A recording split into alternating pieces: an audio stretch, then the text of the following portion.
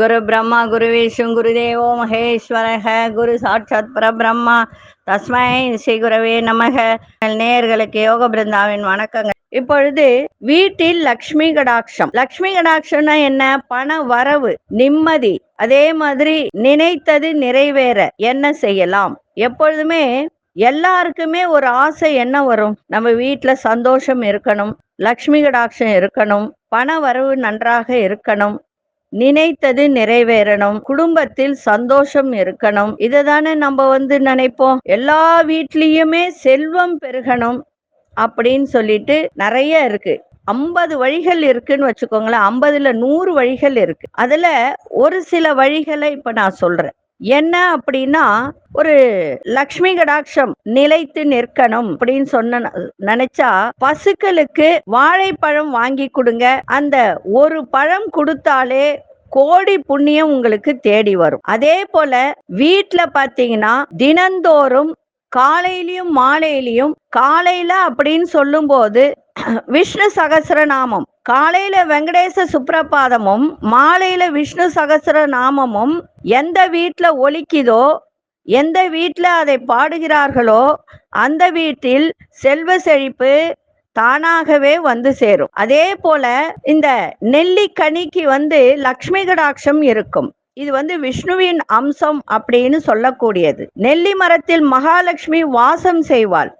இந்த நெல்லிக்கனிக்கு இன்னொரு பெயர் என்னன்னா ஹரிபலம் அப்படின்னு உண்டு. இந்த நெல்லிக்கனி லக்ஷ்மி குபேரருக்கு உரிய மரமாகவும் திகழ்கிறது நெல்லி மரம். அதனால வீட்டுல நெல்லி மரம் வளர்க்கலாம். வளர்க்க முடியாதவர்கள் நெல்லிக்கனியை வைத்து பூஜை செய்யலாம்.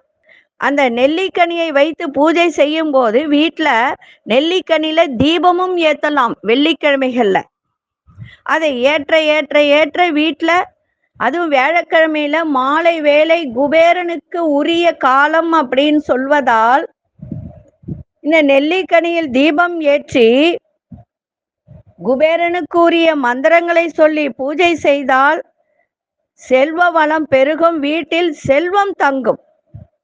அதே போல சுமங்கலிகள் பாத்தீங்கன்னா பூரண கும்பம், மஞ்சள், குங்குமம், திருமண், சூரணம், கோலம், சந்தனம், வாழை, மாவிளை தோரணம், வெற்றிலை, திருவிளக்கு, யானை, பசு, கண்ணாடி, உள்ளங்கை, தீபம், இவை அனைத்துக்கும் லக்ஷ்மிக்கு மிகவும் பிடித்தவை. அதனால இது அத்தனையும் நம்மளுடைய வீட்டில் இதை வைத்திருந்தால் மிகவும் சிறப்பு. அதே போல இந்த துளசி மாடம் வைத்திருப்பவர்கள் தினமும் துளசி மாடத்திற்கு மஞ்சள் குங்குமம் வைத்து விளக்கேற்றி 3 முறை வலம் வந்தால் லக்ஷ்மி கடாட்சம் பெருகும். அதே போல வீட்டுல செல்வம் நிலைத்து நிற்க வேண்டும் என்றால் சங்கு, நெல்லிக்காய், பசுஞ்சாணம், கோஜலம், தாமரை பூக்கள், சுத்தமான ஆடைகள், இதையெல்லாம் வீட்டில் இருப்பது மிகவும் சுபத்தை தரும். தினமும் விளக்கேற்றி, அதாவது சில பேர் என்ன செய்வாங்கன்னா வெள்ளிக்கிழமை மட்டும்தான் பூஜை பண்ணுவாங்க. அப்படியெல்லாம் செய்யக்கூடாது. தினமும் விளக்கேற்றி பூஜை செய்வது மிக சிறப்பு. அதே போல செவ்வாய்க்கிழமையும் வெள்ளிக்கிழமைகளை 5 முகம் கொண்ட விளக்கேற்றி பூஜை, மகாலட்சுமிக்கு பூஜை செய்வது இன்னும் உங்களுக்கு சிறப்பாக இருக்கும். மகாலட்சுமி உங்கள் வீட்டில் வாசம் செய்வார். சங்கு கண்டிப்பாக ஒவ்வொரு வீட்டிலும் இருக்க வேண்டும். இந்துக்கள் ஆகிய எல்லோர் வீட்டிலும் வலம்புரி சங்கு வைத்து வழிபட்டால் அந்த குடும்பத்தில் லக்ஷ்மி கடாட்சம் நிறையவே இருக்கும். அதே மாதிரி செவ்வாய் வெள்ளிக்கிழமையில் நெல்லிக்கனி வைத்து பூஜை செய்து பாருங்கள்.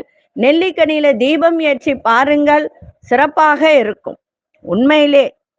அதே போல இந்த எப்பொழுதுமே பெண்கள் கையில வளையல் அணிந்து இருக்கணும். அதுவும் கண்ணாடி வளையல் அணிந்து இருக்கணும். தங்க வளையல் போடுங்க, ஆனா கண்ணாடி வளையல் அணிந்து இருக்க வேண்டியது மிக மிக அவசியம். வளையல் இல்லாமல் ஒரு கணவனுக்கு சாப்பாடே போடக்கூடாது. அந்த வீட்டில் தரித்திரம் நிலவும். அதனால இதையெல்லாம் ஒரு வீட்டில் கடைபிடித்தால் அந்த வீட்டில் லக்ஷ்மி கடாட்சம் பெருகும், செல்வ வளம் பெருகும், பணவரவு அதீதமாக இருக்கும். நன்றி, வணக்கம். யோக பிருந்தாவின் வாழ்த்துக்கள். ஸ்ரீ குபேரன் டிவியை பார்த்தமைக்கு நன்றிகள். மேலும் இது போன்ற தகவல்களை தெரிந்து கொள்ள ஸ்ரீ குபேரன் டிவியை சப்ஸ்கிரைப் செய்யுங்கள். மறக்காமல் பெல் ஐக்கானை கிளிக் செய்யுங்கள்.